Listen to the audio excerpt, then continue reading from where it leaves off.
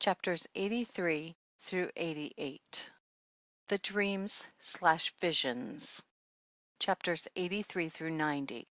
Chapters 83 through 84, the first dream/vision on the deluge. Chapter 83. And now, my son Methuselah, I will show thee all my visions which I have seen, recounting them before thee. 2 visions I saw before I took a wife, and the one was quite unlike the other. The first when I was learning to write, the second before I took thy mother, when I saw a terrible vision. And regarding them I prayed to the Lord. I had laid me down in the house of my grandfather Mahalalel, when I saw in a vision how the heaven collapsed and was borne off and fell to the earth. And when it fell to the earth, I saw how the earth was swallowed up in a great abyss, and mountains were suspended on mountains, and hills sank down on hills, and high trees were rent from their stems, and hurled down and sunk in the abyss. And thereupon a word fell into my mouth, and I lifted up my voice to cry aloud, and said, The earth is destroyed. And my grandfather Mahalalel waked me as I lay near him, and said unto me, Why dost thou cry so, my son? And why dost thou make such lamentation? And I recounted to him the whole vision which I had seen, and he said unto me, A terrible thing hast thou seen, my son, and of grave moment is thy dream/vision as to the secrets of all the sin of the earth. It must sink into the abyss and be destroyed with a great destruction.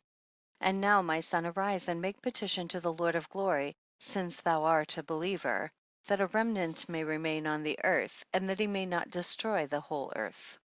My son, from heaven all this will come upon the earth, and upon the earth there will be great destruction. After that I arose and prayed and implored and besought and wrote down my prayer for the generations of the world, and I will show everything to thee, my son Methuselah. And when I had gone forth below, and seen the heaven, and the sun rising in the east, and the moon setting in the west, and a few stars, and the whole earth, and everything as he had known it in the beginning, then I blessed the Lord of judgment, and extolled him, because he had made the sun to go forth from the windows of the east, and he had ascended and rose on the face of the heaven, and set out and kept traversing the path shown unto him. Chapter 84. And I lifted up my hands in righteousness, and blessed the Holy and Great One, and spake with the breath of my mouth, and with the tongue of flesh, which God has made for the children of the flesh of men, that they should speak therewith.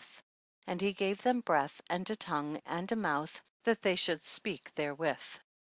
Blessed be thou, O Lord King, great and mighty in thy greatness, Lord of the whole creation of the heaven, King of kings and God of the whole world. And thy power and kingship and greatness abide forever and ever. And throughout all generations thy dominion, and all the heavens are thy throne forever, and the whole earth thy footstool forever and ever. For thou hast made, and thou rulest all things, and nothing is too hard for thee. Wisdom departs not from the place of thy throne, nor turns away from thy presence. And thou knowest, and seest, and hearest everything. And there is nothing hidden from thee, for thou seest everything. And now the angels of thy heavens are guilty of trespass, and upon the flesh of men abideth thy wrath until the great day of judgment. And now, O God and Lord and great King, I implore and beseech thee to fulfill my prayer, to leave me a posterity on earth, and not destroy all the flesh of man, and make the earth without inhabitant, so that there should be an eternal destruction. And now, my Lord, destroy from the earth the flesh which has aroused thy wrath, but the flesh of righteousness and uprightness establish as a plant of the eternal seed. And hide not thy face from the prayer of thy servant, O Lord.